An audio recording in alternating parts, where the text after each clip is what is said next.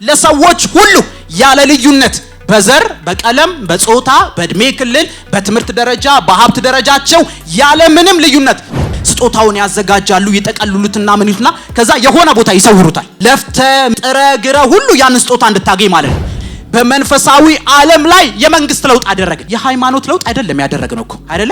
ከሆነ ካታጎሪ ወጥተን የሆነ የሰዎች ስብስብ ውስጥ አይደለም የገባን። ጌታችን ሰማይ እንደሚሻል ስለማያውቅ ነው ውሰዳቸው ብሎ ያልጸለየው። ሰማይ እንደሚመች ስላላወቀ ነው ጌታችን። ወይም ደግሞ ለሰው ልጅ በሰማይ ከመኖር ይልቅ በምድር መኖር እንደሚሻል አውቆ ነው ጌታ ኢየሱስ ይሄን የጸለየው። የኃጢአት ገዢ በሚገዛት ዓለም ላይ የጽድቅን ህይወት እንድንኖር የአባታችን የተገለጠ ፍቃድ። ወገኖቼ አምላካችን ራሱ ሰማያዊ ፈቃድ በሰው አቅም እንደማይኖር ያውቃል። ልህቀት ወይም ኤክሰለንት ላይፍ ማለት ከተግዳሮት ነፃ የሆነ ህይወት ማለት አይደለም። የተቆረጡ ውሳኔዎች አሉ፣ የተጨከኑ ጭከናዎች አሉ፣ የጸኑ አቋሞች ግን አሉ።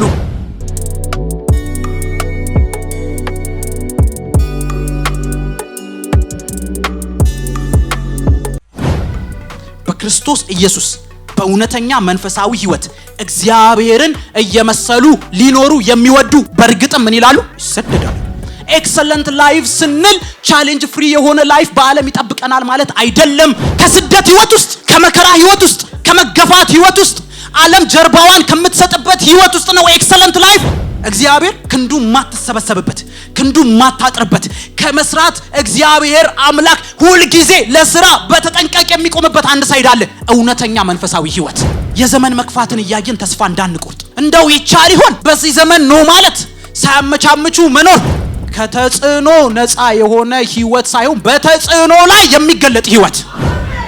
የህይወታችሁ መፈተን በመከራ ውስጥ ማለፋችሁ፣ መከራ ሲመጣብን በጽድቅ በቅድስና በመመላለሳችን ስሙን ስለማስቀደማችን ስለ ወንጌል የሚገጥመን መከራ ካለ በዛ ደስ ይበላችሁ። ደቀ መዝሙር ያስተማረችኝ ሽሪትዬ ነች። ጌታ ይባርክሽ ሽሪትዬ። ደቀ መዝሙር ህይወት ሲባል መጀመሪያ አይምሮዬ ላይ የሚመጣው ነገር ክርስትናና መከራ ብላ ያስተማረች መልእክቴ ይሄ ነው። የክርስቲያን ልህቀት በመከራ ውስጥ ሰንጥቆ የሚያልፍ።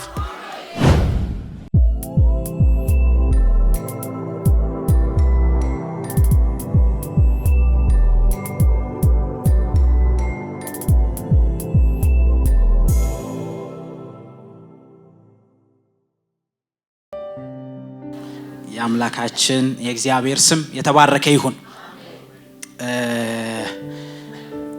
ላመሰግን እፈልጋለሁ ቤተክርስቲያን ስለሰጠችኝ እድል፣ ደግሞ እናንተም ደግሞ ተቀበላችሁኝ እያገለገልኩ ስለሆነ እግዚአብሔር ያክብርልኝ። እኩያ ጓደኛሞች አሉኝ ከዚህ ቤተክርስቲያን ውጪ የሆኑና አንዳንዴ ከእድሜያቸው የተነሳ የሚያልፉበትን ቻሌንጅን አውቃለሁ። እኔ የደረሰኝ እድል ያልደረሳቸውና አይቀልብኝም በመካከላችሁ በዚህ እድሜ እንደዚህ ለማገልገል በመቻሌ። የመጀመሪያ የእግዚአብሔርን ቃል መልእክት ይዤ ስወጣ 19 ዓመቴ ነበረ። እስከዚህ ጊዜ ድረስ ተቀብላችሁኝ በተደጋጋሚ እድል እያገኘው ያገለገልኩ ስለሆነ እግዚአብሔር ያክብርልኝ። ሳላመሰግን መጀመር ስላልፈለኩኝ ነው። እግዚአብሔር መልእክት ሰጥቶኛል፣ እሱን ለጉባኤው አስተላልፋለሁ። እግዚአብሔር የተባረከ ይሁን። ቲቶ ምዕራፍ 2ን እናወጣና ለመነሻ ይሄንን ክፍል እናነባለን። ሌሎች ክፍሎችንም አያለው። ቲቶ ምዕራፍ 2 ከቁጥር 1 ጀምሮ የእግዚአብሔር ቃል እንደዚህ ይላል። ጳውሎስ ለቲቶ ይነግረዋል። አንተ ግን ከትክክለኛው ትምህርት ጋር ተስማሚ የሆነውን አስተምር።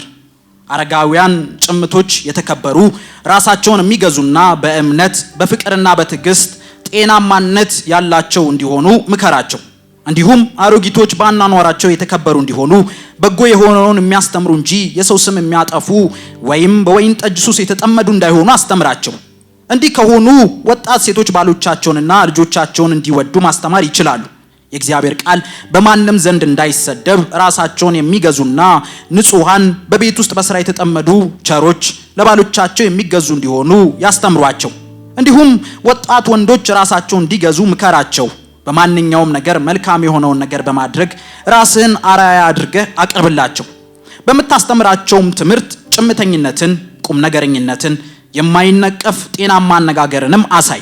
ይኸውም ተቃዋሚ ስለኛ የሚናገረውን መጥፎ ነገር በማጣት እንዲያፍር ነው። ባሮች ለጌቶቻቸው በማንኛውም ነገር እንዲገዙ ደስ እንዲያሰኟቸውና የአጸፋ ቃል እንዳይመልሱላቸው አስተምር። አይስረቁ፣ ይኸውም በሁሉም መንገድ ያዳኛችንን የእግዚአብሔርን ትምህርት ይወድድ ዘንድ ፍጹም ታማኝ መሆናቸውን እንዲያስመሰክሩ ነው። አሁንም ማነበው ክፍል ላይ ነው የመልእክት ሐሳብ ያለው። ድነት የሚገኝበት የእግዚአብሔር ጸጋ ለሰዎች ሁሉ ምን ብሏል? ተገልጧልና። ይህም ጸጋ በኃጢአት መኖርንና ዓለማዊ ምኞትን ክደን በአሁኑ ዘመን ራሳችንን በመግዛትና በጽድቅ በእውነተኛ መንፈሳዊ ሕይወት እንድንኖር ያስተምረናል። ክብር ለእግዚአብሔር ይሁን። 11 እና 12 ደግመዋለሁ። ድነት የሚገኝበት የእግዚአብሔር ጸጋ ለማን ይላል ጳውሎስ? እየተከተላችሁ ነው? ለማን ይላል? ለጥቂት የሕዝብ ክፍሎች ይላል? ለሰዎች ሁሉ ምን ብሏል? ተገልጧል። ክብር ለእግዚአብሔር ይሁን። ይህም ጸጋ በኃጢአት መኖርንና ዓለማዊ ምኞትን ክደን በአሁኑ ዘመን ራሳችንን በመግዛትና በጽድቅ በእውነተኛ መንፈሳዊ ሕይወት እንድንኖር ያስተምረናል። ክብር ለእግዚአብሔር ይሁን። እዚህ ክፍል ላይ መነሻ አድርገን ነጋገራለን። አመቱን እያየን ያለነው የቆየን ያለነው በምን ርዕስ ላይ ነው? በልህቀት ወይም ደግሞ በኤክሰለንስ ላይ የቆየን እንገኛለን። በተለያየ አቅጣጫ ከመጋቢዎቻችን ከተጋባዥ ሰዎችም ጋር እየተካፈልን እንገኛለን። ዛሬም እግዚአብሔር ኤክሰለንስን ወይም ደግሞ እውነተኛ ክርስቲያናዊ ሕይወትን በተመለከተ እግዚአብሔር የሰጠኝን መልእክትን ከዚህ ከቲቶ ምዕራፍ 2ን መነሻ በማድረግ እንነጋገራለን። አንድ አባባል አለ፣ ብዙ ጊዜ ሲነገር ትሰማላችሁ። ከአንድ ስኬታማ ነገር ጀርባ የሆነ ነገር አለ ይባላል አይደል? ብዙ ጊዜ የሚጠቀሰው አባባል ምንድነው? ከአንድ ስኬታማ ወንድ ጀርባ አንዲት ሴት አለች ይባላል። ለሱ ብቻ አይደለም ለሌሎች ነገሮችም ልጠቅሱ ትችላላችሁ። ምን ለማለት ነው ይሄ አባባል? ያ ወንድ የደረሰበት ስኬት ላይ እንዲደርስ የዛች ሴት ሚና በጣም ከፍተኛ ነው ማለት ነው።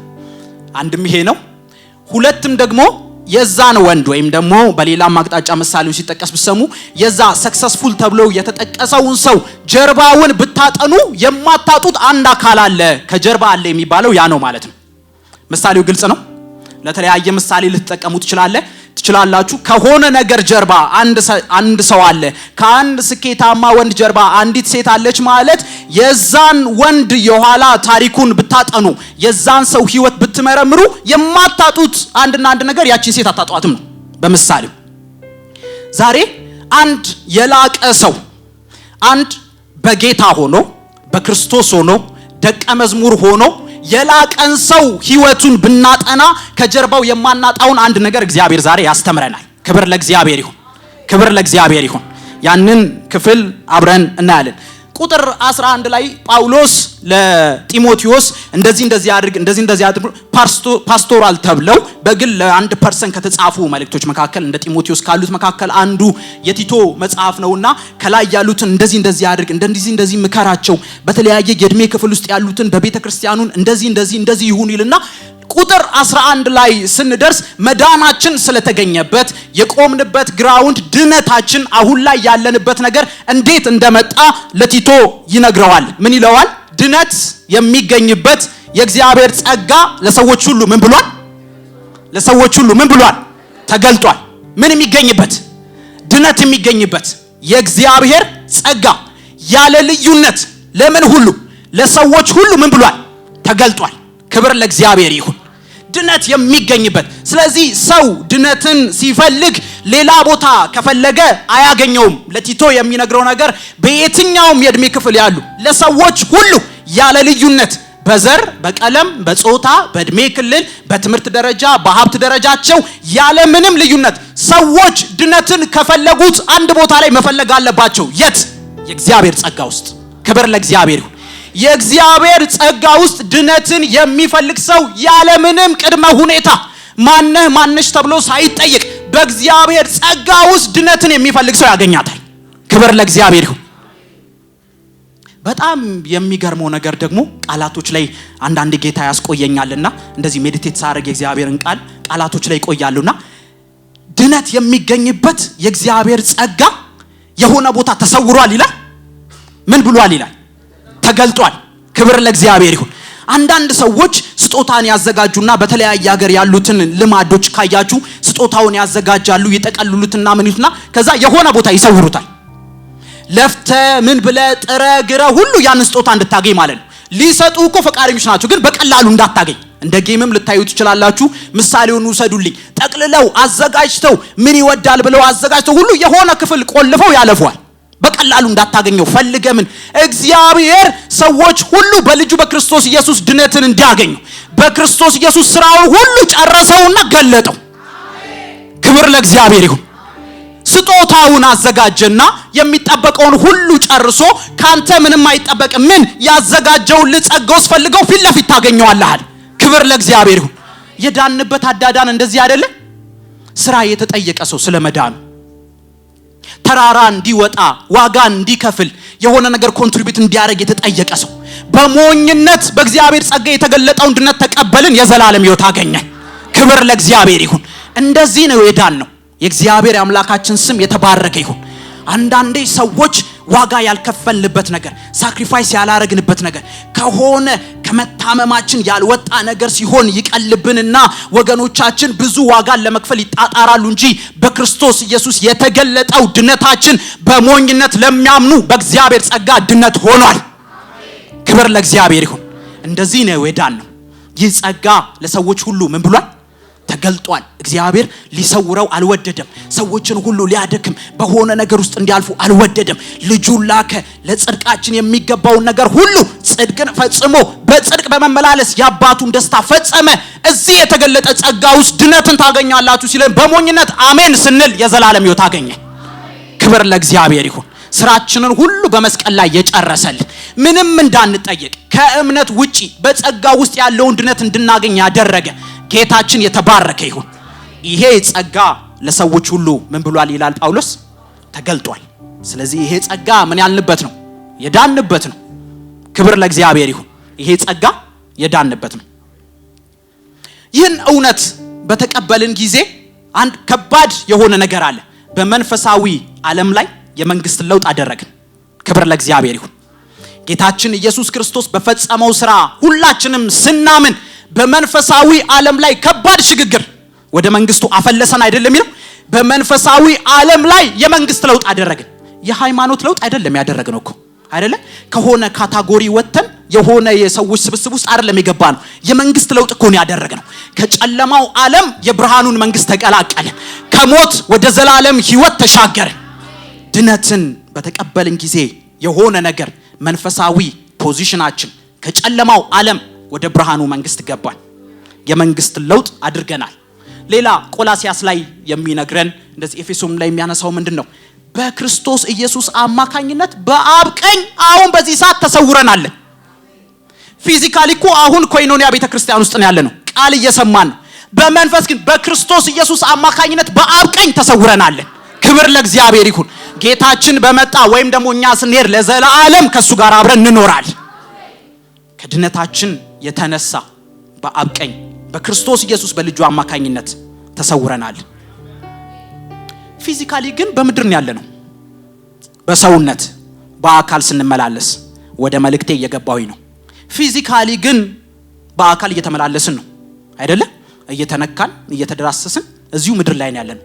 ልክ ጌታን እንደተቀበለ አገር የቀየረ ሰው ክርስቶስ መድኔ ነው ብሎ በአካል አገር የቀየረ ሰው ስፒሪቹዋሊ አይደለም በአካል የቀየረ ሰው ልክ የንስሐ ጸሎት ስትጸልይ ጌታ ኢየሱስ ክርስቶስን እንደግል አዳኝ አድርገህ ስትቀበል እዛው አገልጋዩ ቢሮ ውስጥ ነው ራስን ያገኘው። እውነት ሐሰት ፊዚካሊ ነው የምላችሁ። በሰውነት በአካል ቦታ አልቀየርንም። የተነጠቀ ሰው አለ እጁን የሚያሳየኝ የለም።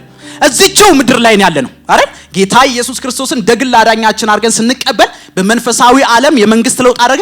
በአካል ግን እዚህው ምድር ላይ ነው ያለነው። ለምንድነው ስለዚህ የምታወራን? በዳነ ሰው ህይወት ውስጥ በእግዚአብሔር ዘንድ የተገለጡ ሁለት የእግዚአብሔር ፍቃዶች አሉ። ይሄንን በደንብ ስሙኝ፣ ወደ መልእክት እየገባው ስለሆነ በዳነ ሰው ህይወት ውስጥ የዘላለም ህይወትን ባገኘ ሰው ህይወት ውስጥ በእግዚአብሔር አምላክ ዘንድ የተገለጡ ሁለት ፍቃዶች አሉ። አንደኛው የዳነው ሰው በምድር እንዲቆይ የእግዚአብሔር ፍጹም ፈቃድ። በየት እንዲቆይ? ሳይድን በፊት ይመላለስበት የነበረው እዛው ምድር ላይ እንዲቆይ የእግዚአብሔር የተገለጠ ፍቃድ ነው። ዮሐንስ ወንጌል ምዕራፍ 17 ላይ ጌታችን ኢየሱስ ክርስቶስ ታልፎ ሊሰጥ በጣም ጥቂት ጊዜ እንደቀረው ባወቀ ጊዜ በጣም በጣም ወሳኝ ጸሎቶችን ወደ አባቱ ወደ እግዚአብሔር ዘንድ ያቀርብ ነበር። በሶስት ክፍሎች ነው መጽሐፍ ቅዱስ ካታጎራይዝ አድርጎ የሚነግረን። የመጀመሪያው ጌታችን ኢየሱስ ክርስቶስ ስለራሱ ወደ አባቱ ዘንድ ያቀረበው ጸሎት ነበር። ሌላኛው ስለ አማኞች ሁሉ የጸለየልን ጸሎት ነበር። ሶስተኛው ጸሎት አጠገቡ ስላሉት ስለተከተሉት ስላስተማራቸው ኢንቨስት ስላደረገባቸው ስለ ደቀ መዛሙርቱ ወደ አምላኩና ወደ አባቱ ወደ እግዚአብሔር ዘንድ የጸለየው ጸሎት ነበር። ዮሐንስ 17 ከቁጥር 15 ላይ ምን ብሎ ጸለየላቸው? ጌታ ኢየሱስ ኢንቨስት አድርጎባቸው አስተምሯቸው ከሱ እጅ በልተው ጠጥተው ተአምራትን አይተው ቁጥር 15 ላይ ጌታችን ኢየሱስ ክርስቶስ የመጨረሻው ሰዓት በተቃረበ ጊዜ አንድን ጸሎት ጸለየላቸው። የምለምንህ ነገር አለኝ አባት ሆይ፣ በዚህ በአካል አብረውኝ ስላሉ አንድ ነገር ለምንሃለሁ። ምን? የምለምንህ ከክፉ እንድትጠብቃቸው እንጂ ከዓለም እንድታወጣቸው አይደለም። የምለምንህ ነገር አለኝ፣ ከክፉ እንድትጠብቃቸው እለምንሃለሁ። አብሬያቸው እስካሁን ቆይቻለሁ፣ አስተምሬያቸዋለሁ። የሰጠኝ ነገር ምንም ሳላጓድል ከጠፋው ልጅ በስተቀር ሁሉም ተጠብቀው በዚህ በፊቴ አሉ። ስለዚህ የምጠይቅህ አንድ ነገር፣ እባክህን ከክፉ ጠብቃቸው። ግን አንድ ነገር አልልህም፣ ከዓለም እንድታወጣቸው ግን አልለምንህም። የተገለጠ የሥላሴ ፈቃድ እነዛ ደቀ መዛሙርቱ በምድር እንዲኖሩ።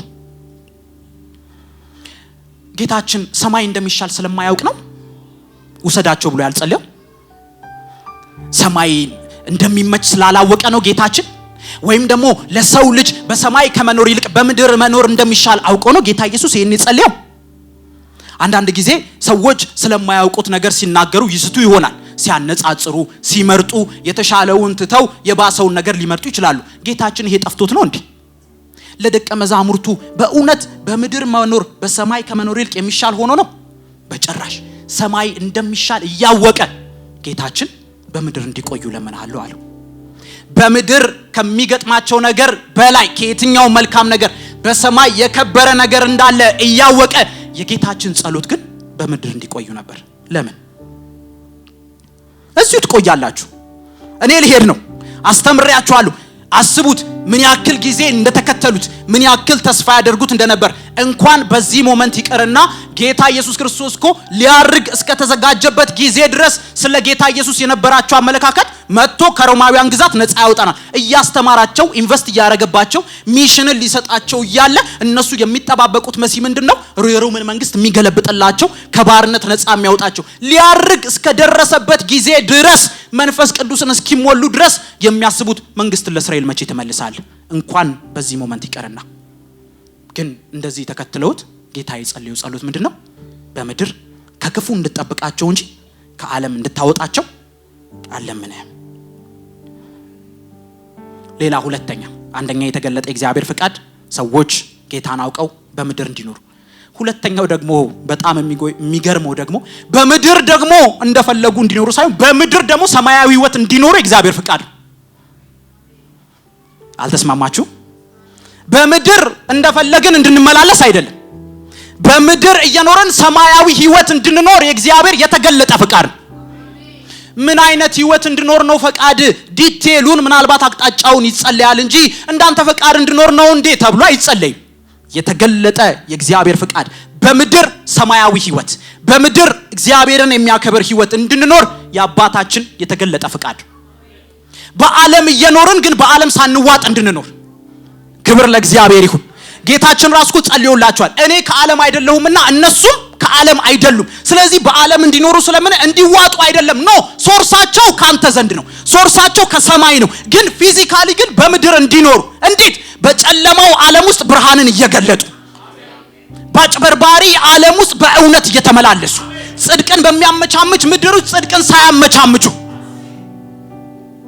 በምድር በዓለም በወደቀች ዓለም ከዓለምም ደግሞ ገዢው የኃጢአት ገዢ በሚገዛት ዓለም ላይ የጽድቅን ህይወት እንድንኖር የአባታችን የተገለጠ ፍቃድ።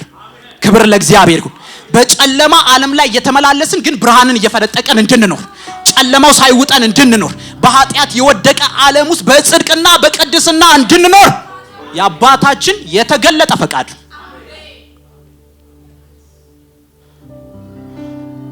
ዛሬ መልእክቴ በምድር እንድንኖር የፈቀደ ጌታ ከምድርም ደግሞ በወደቀች ምድር እንድንኖር የፈቀደ ጌታ ሰማያዊ ህይወትን እንድንኖር የሰማይ ኃይልን ሰጥቶናል።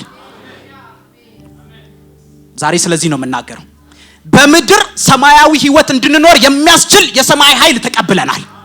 በምድር ኤክሰለንት ላይፍ፣ የልህቀት ላይፍ፣ በወደቀች ዓለም ውስጥ የክብር ህይወት እንድንኖር የሚያስችል የእግዚአብሔር ጸጋ ለሰዎች ሁሉ ተገልጧል።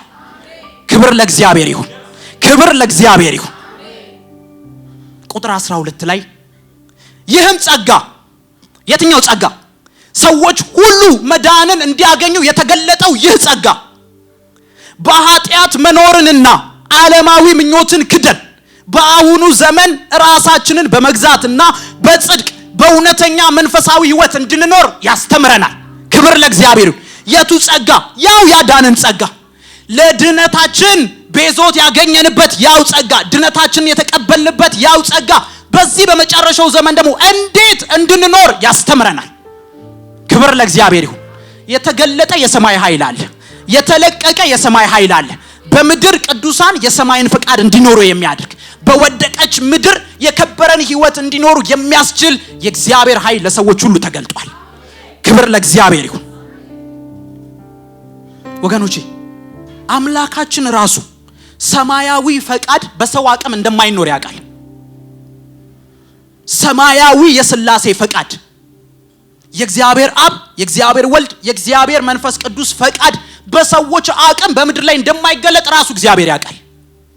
እግዚአብሔር ልክ የሆነ ድንገት አለቃ መጥቶ አሁን ይሄንን ስራ ጥቂት ጊዜ ነው ያለ እንደፈለከው ብሎ የሚደፈድፍ አምላክ የለን። ሰማያዊ ህይወት እንድትኖሩ ፈልጋለሁ ብሎ እንደፈለጋችሁ አድርጉት ያለ ጌታ የለን። ሰማያዊ ህይወትን በሰማያዊ አቅም እንድንኖር የፈቀደ ጌታ ግን አለ። ምን እንሆን ነበር? በጽድቅ በቅድስና ተመላለሱ እንደፈለጋችሁ እንደራሳችሁ ኃይል በራሳችሁ ቢለን ምን ይውጠን ነበር? ማንስ ኤግዚስት አድርጎ በዚህ ዘመን ላይ እግዚአብሔርን በመፍራት መቆየት ይችላል? እንዳንፈራ እንዳንሰጋ ዘመን ከባድ ነው እያልን እንዳናማርር እግዚአብሔር የሰማይ ኃይልን ለቆልናል። ክብር ለእግዚአብሔር ይሁን።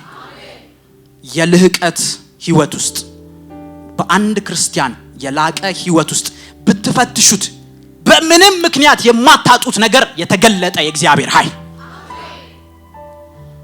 ክብር ለእግዚአብሔር ይሁን። ጸጋ በሁለት መንገድ ዲፋይን ይደረጋል። በተደጋጋሚ ሁላችንም ሲባል ለሰማነው፣ አንደኛ የማይገባን ስጦታ፣ ልንቀበለው የማይገባን ለኛ ዲዘርቭ የማያረግ ወርዝ ማናደርግበት የእግዚአብሔር ስጦታ። ሁለተኛ ደግሞ ዛሬ የምናየው ትርጉም ደግሞ በዚህ በእኛ የሚሰራ የእግዚአብሔር ኃይል። ክብር ለእግዚአብሔር። በእኛ በደካሞቹ የሚሰራ የእግዚአብሔር ኃይል ፈቃዱን ለመፈጸም የሰማይን ፈቃድ የክርስቶስ መልክ በምድር በእኛ በስጋ ለባሾቹ እንዲገለጥ ዕለት ዕለት የሚተጋ የእግዚአብሔር ኃይል። ይሄ ለቅዱሳን ሁሉ ተለቋል። ክብር ለእግዚአብሔር ይሁን። ስለ ልህቀት ህይወት እየተማርን ነው አይደለ? ስለ መላቅ ህይወት እየተማርን ነው አይደለ? እግዚአብሔር አምላክ ይርዳን ጸጋውን ሲክ እንድናደርግ። እግዚአብሔር አምላክ ማስተዋልን ይስጠን። ከላቀ ሰው ጀርባ ብዬ እንዳላሳንሰው የላቀን ሰው ህይወት ብንፈትሽ በልህቀት ህይወት እየተመላለሰ በጽድቅና በቅድስና በተደጋጋሚ እንደተማርናቸው እንደነ ዳንኤል እንደነ ዮሴፍ ጌታችን ኢየሱስ ክርስቶስ ማን እግዚአብሔርን በመፍራት ያባታቸውን ፈቃድ አድርገው የተመላለሱ ሰዎችን ሁሉ ብንፈትሽ በእርግጠኝነት የምናገኘው ነገር የተገለጠ የእግዚአብሔር ኃይል። ክብር ለእግዚአብሔር ይሁን። ይህም ጸጋ ቁጥር 12 በኃጢአት መኖርንና ዓለማዊ ምኞትን ክደን በአሁኑ ዘመን ራሳችንን በመግዛትና በጽድቅ በእውነተኛ መንፈሳዊ ህይወት እንድንኖር ያስተምረናል። የትኛው? የዳንበት ጸጋ። ስለዚህ ጸጋ የዳንበት ብቻ አይደለም፣ ጸጋ የምንኖርበትም ነው። ክብር ለእግዚአብሔር ይሁን። መንፈሳችን አንዴ ድኗል። የእግዚአብሔርን የክርስቶስ ኢየሱስን አዳኝነት በተቀበልን ጊዜ ግን ነፍሳችን ግን ዕለት ዕለት ግን መዳን የሚያስፈልጋት ናት አይደል? ድነናል፣ እየዳንን ነው፣ ደግሞ እንድናለን ብለን እናምናለን። መንፈሳችን በክርስቶስ ኢየሱስ ህይወትን አግኝቶ ጌታን በተቀበልን ጊዜ ከእግዚአብሔር መንፈስ ጋራ መነጋገር ኮኔክት ማድረግ እንዲችል ህይወት ሆኖለታል።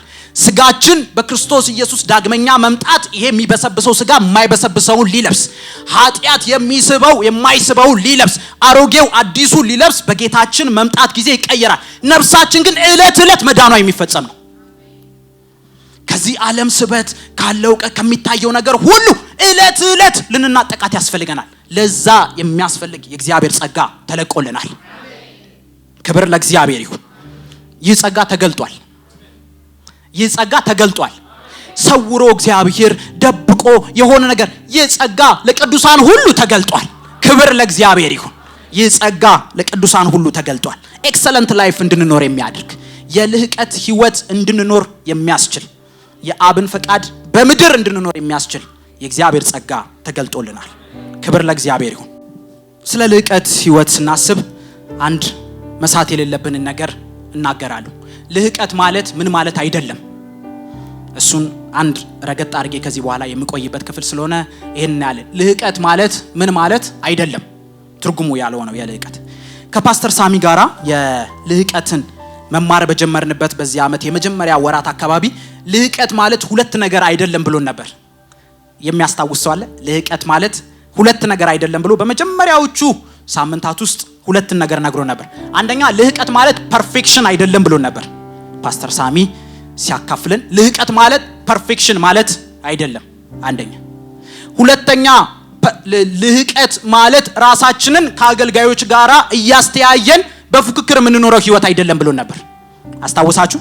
አንደኛ ልህቀት ማለት ፐርፌክሽን አይደለም።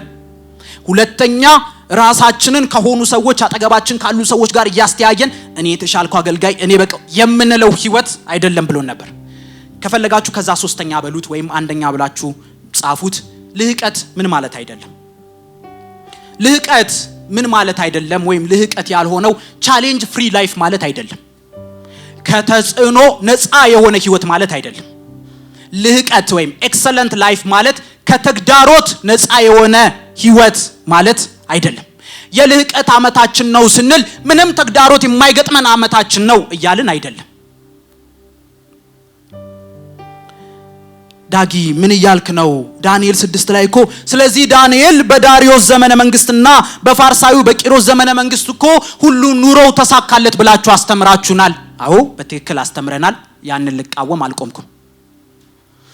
ደሞ ጓደኞቹን ደሞ ምዕራፍ 1 ላይ ደሞ በማክሰኞም በእሁድም ደግሞ እንደተማርነው ንጉሱ በጠየቃቸው ዳንኤል 1:20 ላይ ንጉሱ በጠየቃቸው በማንኛውም የጥበብና የማስተዋል ጉዳይ በመላ ግዛቱ ካሉት አስማተኞችና ድግምተኞች ሁሉ 10 እጅ በልጠው አገኛቸው ይላል። ይሄንን ተምረናል። እኔም ያንን ልቃወም አልቆምኩም። ክብር ለእግዚአብሔር ይሁን። እነዚህ የልህቀት ህይወት ውጤቶች ናቸው። የኤክሰለንት ላይፍ ውጤቶች። ዳንኤልም በፋርሳዊው ንጉስ በቂሮስም ዘመን ኑሮው ተሳካለት የኤክሰለንት ላይፍ ውጤት ነው። 10 እጅ የላቁ ነበሩ። ከሚደግሙት ከመተት ከሚያደርጉት ከሚጠነቁሉት ሁሉ 10 እጅ የላቁ ነበሩ። የልህቀት ውጤቶች ናቸው። ከነዚህ ውጤቶች በፊት ግን የተጻፈልን ነገር አለ። የተቆረጡ ውሳኔዎች አሉ። የተጨከኑ ጭከናዎች አሉ። የጸኑ አቋሞች ግን አሉ። ከዚህ ከልህቀት ከተገለጠልን ከምንቀናበት ቢሆንልን ብለን ከምናስበው ነገር በፊት እነሱ ተገልጠው እንጂ ህይወታቸው ከተጽዕኖ ህይወታቸው ከተግዳሮት ህይወታቸው ከቻሌንጅ ነፃ የሆነ ላይፍ ኖረው አይደለም። ምን ብሎ ተጽፎልናል? ካነበብነው ክፍል በፊት ዳንኤልም በዳሪዮስና በንጉስ ቂሮስ ዘመን ኑሮው ተቃናለት ከሚለው ቀድሞ ዳንኤልንም ወደ አንበሶች ጉድጓድ ጣሉት የሚል አላነበብንም? አለ። ቀድሞ ነው የተጻፈልን። ማንም ሰው ወደ አምላኩ እንዳይጸልይ የጸሎት ክልከላ አዋጅ። በየዘመኑ ያለው ቻሌንጆቻችን እኮ የተለያዩ ናቸው አይደል? በዳንኤል ዘመን የነበረው ቻሌንጅ ይሄ ነበር። ኑሮ ተቃናለት ከሚለው በፊት ከባድ ቻሌንጅ፣ ከቻሌንጅም ደግሞ የመኖር ህልውና የህይወት ጥያቄ ከፊቱ ተጋርጦበት ነበር። ከመኖር ሰው ምኑን ትቀጡታላችሁ? የመኖር መብቱን ከነጠቃችሁት በቃ አለቃል። ሁሉም ነገር ሰው በመኖር ውስጥ የሚያደርገው ነገር። ዳንኤል የቀረበበት ነገር የህይወት እና የሞት ጥያቄ። 10 እጅ በልጠው ተገኙ ከሚለን በፊት ዳንኤል ግን በንጉሱ መብልና መጠጥ እንዳይረክሱ ወሰኑ የሚል ቃል አላነበብንም? ቀድሞ እኮ የተጻፈልን ነገር ነው አይደል? ኤክሰለንት ላይፍ ከቻሌንጅ ፍሪ የሆነ ላይፍ። ልክ የስኳር ኮንቴንቶችን መጠጣት ለማይፈልጉ ሰዎች ሹገር ፍሪ ነው እንደሚባለው ልህቀት ቻሌንጅ ፍሪ ላይፍ አይደለም። የብሉይ ኪዳኑን ያወራን እስኪ የአዲስ ኪዳን ጥቅስ ስጠን የሚል አንድም ሰው ካለ እሰጣለሁ። ሰማይ በምድር እንድንኖር የፈቀደው ህይወት መገለጫው ምንድነው? በአዲስ ኪዳን ፈጠን ብላችሁ ካወጣችሁ ሁለተኛ ጢሞቴዎስ ምዕራፍ 3 ከቁጥር 10 ሰማይ በክርስቶስ ኢየሱስ ያመኑ ሰዎች በምድር እንዲኖሩ የፈቀደው ህይወት በአዲስ ኪዳን ምን ተብሎ ተጽፎልናል? ሁለተኛ ጢሞቴዎስ ምዕራፍ 3 ከቁጥር 10 እስከ 12 አንተ ግን ጢሞቴዎስን ይመክረዋል። አንተ ግን ትምህርቴን፣ አካሄዴን፣ ዓላማዬን፣ እምነቴን፣ ትዕግስቴን፣ ፍቅሬንና ጽናቴን ሁሉ ታውቃለህ። ስደቴንና መከራዬን በአንጾኪያና በኢቆንያ በልስጥራንም የደረሰብኝን ሁሉ የታገስኩትንም ስደት ታውቃለህ። ጌታ ግን ከነዚህ ሁሉ ምን አለኝ? አዳነኝ። ቁጥር 12 ላይ ምን ይላል? በእርግጥም በክርስቶስ ኢየሱስ በእውነተኛ መንፈሳዊ ህይወት መኖር የሚወዱ ሁሉ ምን ይላሉ? ይሰደዳሉ። እሺ እናንተ ድምጻችሁን ቀስ አድርጋችሁ ነው ጮክ ብዬላሉ። ይሰደዳሉ። ሲጀምር በእርግጥም ብሎ ነው የሚለው፣ ያለ ጥርጥር በክርስቶስ ኢየሱስ እግዚአብሔርን እየመሰሉ በእውነተኛ መንፈሳዊ ህይወት ሊኖሩ የሚወዱ ሁሉ ምን ይላሉ? ስለኔና ስለናንተ የተጻፈ ነው። የሚጠብቃቸው ከዓለም ይሄ ነው። ከዚህ የተለየ ነገርን ከዓለም መጠበቅ የለባቸውም። ልህቀት ስናስብ ቻሌንጅ ፍሪ ላይፍ እንዳናስብ ዓለም እጇን ዘርግታ አትቀበለን። የካድናት ጊዜ በእኛ ላይ ጦርነትን ከፍታለች ዓለም። በክርስቶስ ኢየሱስ አቋማችንን ቼክ እናርግ እንጂ እየተመላለስንበት ያለውን ህይወት ቼክ እናርግ እንጂ በምንም ምክንያት ዓለም እየኖርን ያለውን ህይወት እውቅና ልትሰጥ አትችልም።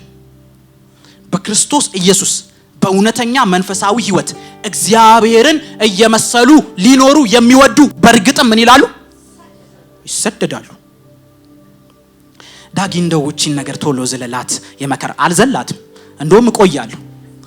ጥበቃውም እንደውም ይጠናከርልኝ መንቴ ማንም እንዳይወጣ። ይሄ ነው የሚጠብቀን። ለክርስቲያኖች ዓለም የምታዘጋጅላቸው ይሄ ነው። እጇን ዘርግታ አትቀበልንም። እንደው በጌታ ፍቅር እናገራለሁ። እኔ ከኖርኩት እድሜ በላይ ያገለገላችሁ በእግዚአብሔር ቤት አላችሁ። መልእክት ስለተቀበልኩኝ ግን ልናገር። ለክርስቲያኖች የሚጠብቀን ስደት ነው። ዓለም እንድትቀበለን ኤክስፔክት ማድረግ የለብንም። ኤክሰለንት ላይፍ ስንል ቻሌንጅ ፍሪ የሆነ ላይፍ በዓለም ይጠብቀናል ማለት አይደለም። እግዚአብሔር አምላክ አማኞች በምድር እንዲኖሩ እሺ ብሎ ይሁን ብሎ የፈቀደው ህይወት እንዲሰደዱ ነው። ይህ ህይወት እንደሚጠብቀን እያወቀ ነው ጌታችን በምድር እንድንኖር የፈቀደው። አዎ ሰማይ በምድር እንድንኖር የፈቀደው ህይወት ስደት ያለበት ህይወት ነው።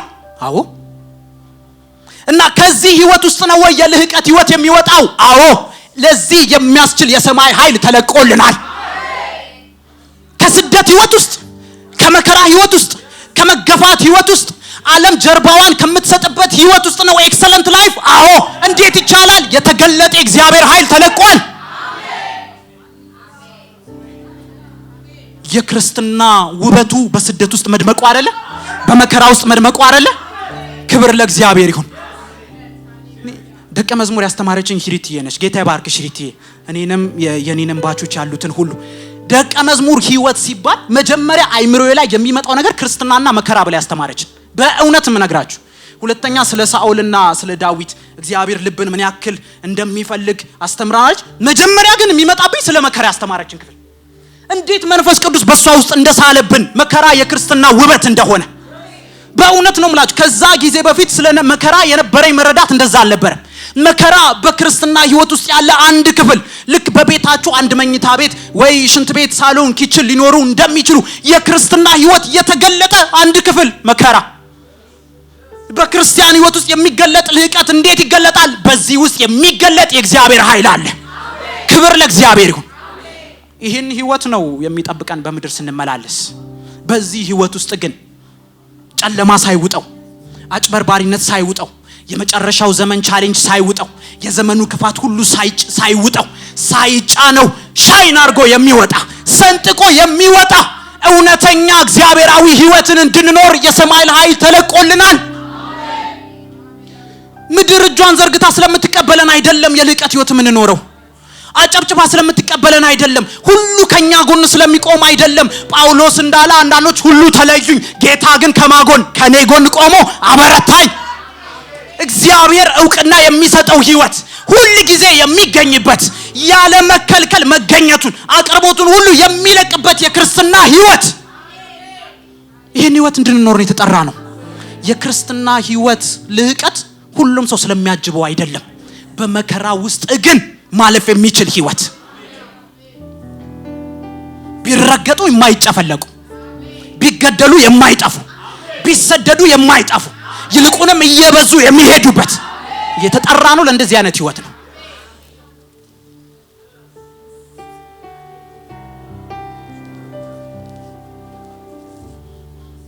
በመጽሐፍ ቅዱሳችን ውስጥ በመከራ ውስጥ እያለፉ ስላሉ ሰዎች የተጻፉ መልእክቶችን ስናይ የጴጥሮስ መልእክት በጣም ያስገርመኛል። ባክግራውንዶችን ምናልባት እንደዚህ ባይብልን ስታጠኑ የማጥናት ልማድ ካላችሁ የጴጥሮስ መልእክት ለምን እንደተጻፈ ካየን በስደት ውስጥ ላሉ ደብዳቤው ራሱ ሲጀምር አንዳንድኩ ለምሳሌ ቆሮንቶስ ለቆሮንቶስ፣ ሮሜ በሮሜ ላሉ፣ ልክ ጴጥሮስ ራሱ ደብዳቤውን ሲጀምር ለተበተኑ ክርስቲያኖች ብሎ ነው የሚጀምረው። በኢየሩሳሌም የነበረች ቤተክርስቲያን ብትንትኗ ወጥቶ በዘመኑ ከነበረው ስደት የተነሳ ጌታ ነው ኢየሱስ ነው ጌታ ካልክ ስደት ነው የሚጠብቅ። ለቄሳር ትሰግዳለህ ወይም ደግሞ ስደትን ትመርጣለህ። አለፍ ካለም ደግሞ ሞት ሊሆን ይችላል። ይሄ ደብዳቤ የጴጥሮስ መልእክት የተጻፈላቸው ራሱ በየቦታው ሁሉ ለተበተኑ በተለያዩ የእስያ ሀገራት ለተበተኑ ብሎ ነው ጴጥሮስ የጻፈላቸው። ክብር ለእግዚአብሔር ይሁን፣ ክብር ለእግዚአብሔር ይሁን። ለተበተኑ ሰዎች ምን ብላችሁ ትጽፋላችሁ? የሚያጽናና ቃል። በመከራ ውስጥ ላሉ፣ በስደት ውስጥ ላሉ፣ እንደ ቤተክርስቲያን አንድ ላይ ተሰባስበው ማምለክ ያልቻሉ፣ እንኳን ተሰብስባችሁ ክርስቲያን መሆናችሁ ሲታወቅ ስደት የገጠማቸውና በየቦታው ሁሉ እየተበተኑ ላሉ፣ ለሚራቡ፣ ለሚጠሙ፣ ለሚታረዙ፣ ስራ መቀጠር ለማይችሉ በዚህ መከራ ውስጥ ላሉ አማኞች ምን ብላችሁ ታጽናኗቸዋላችሁ? እንደው እንደ መጀመሪያ አንባቢ የጴጥሮስ መልእክት ለነዚህ ሰዎች ነው የተጻፈው ብለን ስናስብ ዛሬ ከመከራችሁ ትላቀቃላችሁ ቢል ደስ አይልም? እንደው እንደ ሰው እንዲሁ ስናስብ ዛሬ የመከራችሁ ማብቂያ ነው ቢል ደስ አይልም? ጴጥሮስ ምን ብሎ እንደሚያጽናናቸው ታውቃላችሁ? በመከራ ውስጥ በስደት ውስጥ ላሉት ሁለተኛ ጴጥሮስ ምዕራፍ 1 እዚህኛው ላይ ስደት ብቻ አይደለም፣ የስህተት አስተማሪዎች ራሱ ቤተክርስቲያኑ ሰርገው የገቡበት ነበር። ምን ብሎ ይሆን የሚያጽናናቸው ጴጥሮስ? ምዕራፍ 2 ከቁጥር 1 እስከ 3 ቁጥር 3 በገዛ ክብሩና በበጎነቱ የጠራንን እርሱን በማወቅ ለህይወትና ለእውነተኛ መንፈሳዊነት የሚያስፈልገንን ሁሉ የመለኮት ኃይሉ ምን ብሎናል? ሰጥቶናል። ክብር ለእግዚአብሔር ይሁን። በመከራ ውስጥ ላሉ አማኞች፣ በስደት ውስጥ ላሉ አማኞች ጴጥሮስ የሚያጽናናበት ቃል ማባበል አይደለም። አይዟችሁ ከመከራችሁ አሁን ትወጣላችሁ አላላቸውም። ዛሬውኑ ትገላገላላችሁ አላላቸውም። አንድ ነገር እነግራችኋለሁ፣ እያለፋችሁበት ያለው ህይወት ስለ ስሙ መከራ የምትቀበሉበት፣ ስለ ጽድቅና ስለ እውነተኛ እግዚአብሔርን የመምሰል ህይወት የምትቀበሉት መከራ ነው። ስለዚህ አም ቴሊንግ ዩ የምትሄዱበት መንገድ ላይ እግዚአብሔር አለ ይላቸዋል። የሚያጽናናቸው እግዚአብሔርን ለመምሰል ለጽድቅና ለቅድስና ህይወት የሚሆነውን ሁሉ፣ እስኪ ሁሉ በሉ፣ የመለኮት ኃይሉ ምን ብሎናል? ሰጥቶናል። ኮንፈርሜሽን እኮ እየሰጣችሁ ነው። የምትሄዱበት መንገድ እግዚአብሔራዊ መንገድ ነው። የምትሄዱበት መንገድ እግዚአብሔር አለውበት የሚል ነው። እግዚአብሔር አለውበት ሲል በምን ይገለጣል? የመለኮት ኃይል ሁሉ የሚያስፈልግ ማንኛውም አቅርቦት ሁሉ የሚለቀቅበት ህይወት። የእግዚአብሔርን የመለኮት ክንዱን በህይወታችሁ ሁሉ ትፈልጋላችሁ? እግዚአብሔር ክንዱ ማትሰበሰብበት፣ ክንዱ ማታጥርበት፣ ከመስራት እግዚአብሔር አምላክ ሁሉ ጊዜ ለስራ በተጠንቀቅ የሚቆምበት አንድ ሳይድ አለ፣ እውነተኛ መንፈሳዊ ህይወት፣ እግዚአብሔርን የመፍራትና የቅድስና ህይወት። እነግራችኋለሁ፣ በመከራ ያላችሁ የተበተናችሁ እነግራችኋለሁ፣ ያላችሁበት መንገድ ላይ እግዚአብሔር አለ። የቆማችሁበት ስታንድ የእግዚአብሔር ስታንድ ነው። እግዚአብሔር ደግሞ በሚቆሙበት ለሚቆሙ ሰዎች እጁን ይዘረጋል። ሁሉ ካለ ሁሉ ነው። ምክር ሊሆን ይችላል፣ የሚያስተምር ሊሆን ይችላል፣ የሚመግብ ሊሆን ይችላል፣ ድንቅ ሊሆን ይችላል፣ ተአምር ሊሆን ይችላል። መለኮታዊ ኃይል ሁሉ ምን ብሎናል? ተሰጥቶናል።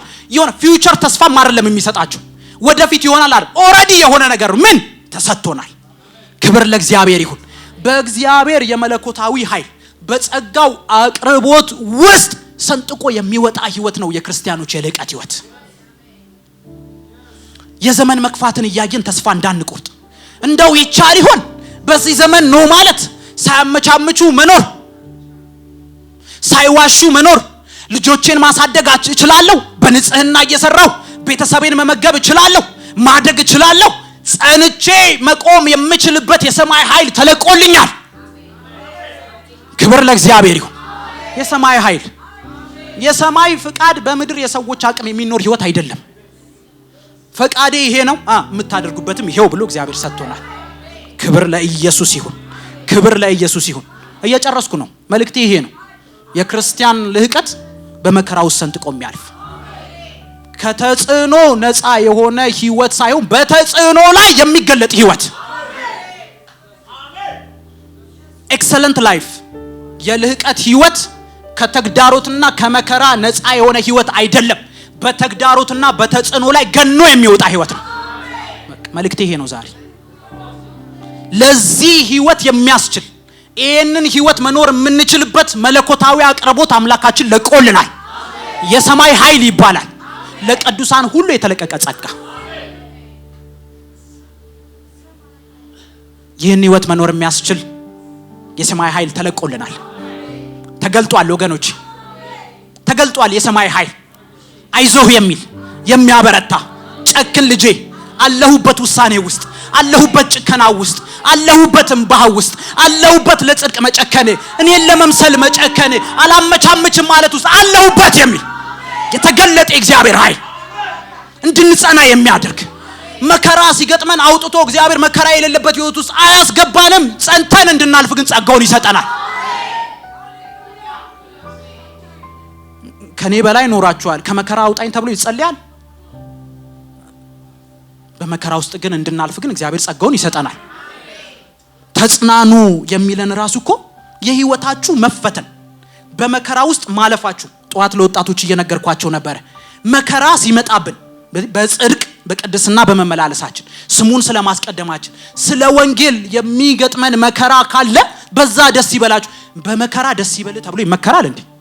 መከራ ያስደስታል? ስጋ እኮ የለበስነን ቻሌንጁን ፊል እናረጋለን። ሲወጋን ያመናል፣ ስንሰደድ ያመናል። እንዴት ነው ተደሰቱ የሚለን? በመከራ ጸንታችሁ ማለፋችሁ ከጸናችሁ በኋላ የክርስቶስን መልክ ይገልጠዋል።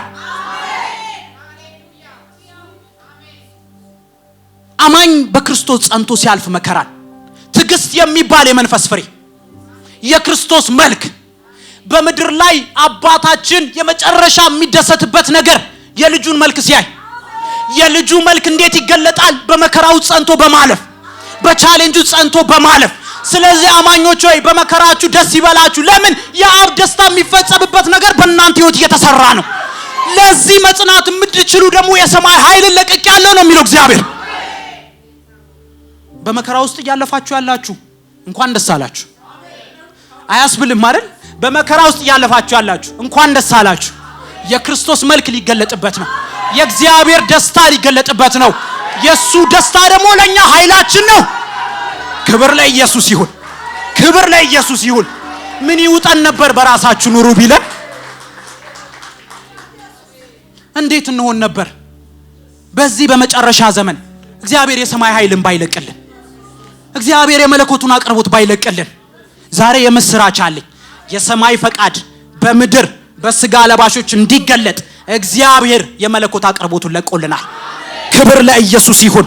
ክብር ለኢየሱስ ይሁንለት። ጸጋውን ለገለጠልን ለጸጋው ባለቤት ክብር ይሁንለት። ክብር ይሁንለት።